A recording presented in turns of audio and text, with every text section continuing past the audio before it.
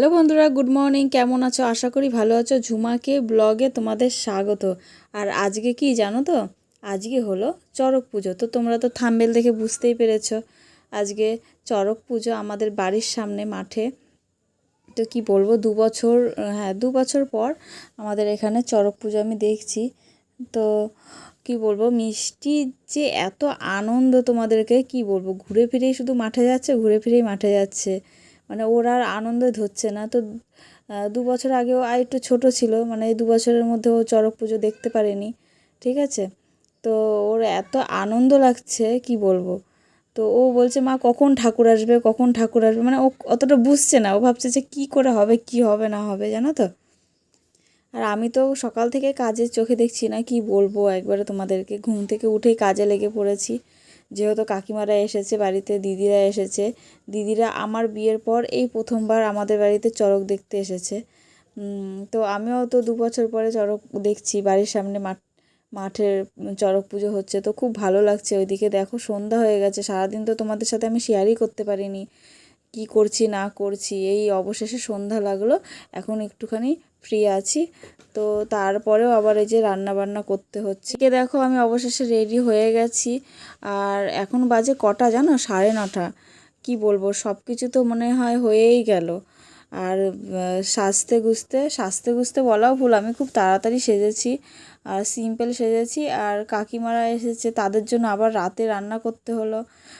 তো তার কারণে আরও দেরি হয়ে গেল, কারণ রাতে খাবার টাবার না করে দিয়ে ওখান থেকে এসে আর তখন আর রান্না ঠান্না করতে ইচ্ছে করে না। তো যাই হোক, সব কিছু কাজ আমি কমপ্লিট করে তো এই যে আসলাম, দিদিরা সবাই মিলে এসেছি বাড়ির সামনেই তো মাঠে। তো যাই হোক, এইদিকে দেখো হাজরা খেলা হচ্ছে মাঠের মধ্যে, আর এইদিকে দেখো কত লোক, কি বলবো। আমি তো সামনের দিকে যেতেই পারছিলাম না, অনেকটা দূর থেকে ভিডিওটা করেছি। তো কি বলবো, এই ভিড়ের মধ্যে যা গরম লাগছে, আমি তো বলছি যে আমার আর ভালো লাগছে না। তো তারপরে তো আমি বেশিক্ষণ আর থাকতেও পারিনি। তো তারপর আবার বাড়িতে চলে আসলাম, আসার পরে কাকিমাদেরকে খেতে টেতে দিতে হলো। দিয়ে ঠিয়ে তখন আমি কখন গেছি পরে জানো, যখন হলো কটা বাজে, 11:30 বাজে। 11:30টার সময় ভাঙা মেলা দেখতে গেছি আমি। তো আমি তো জামা টামা সব চেঞ্জ করে নিয়েছিলাম, দিদি বললো চল না আরেকবার যাই, তখন কাকিমারা বাড়ি চলে গেল। যাওয়ার পরে তারপরে আবার জামা টামা পরে, তখন তো অত লোকজন ছিল না। তো তারপরে আবার আমাকে যেতে হলো দিদির সাথে।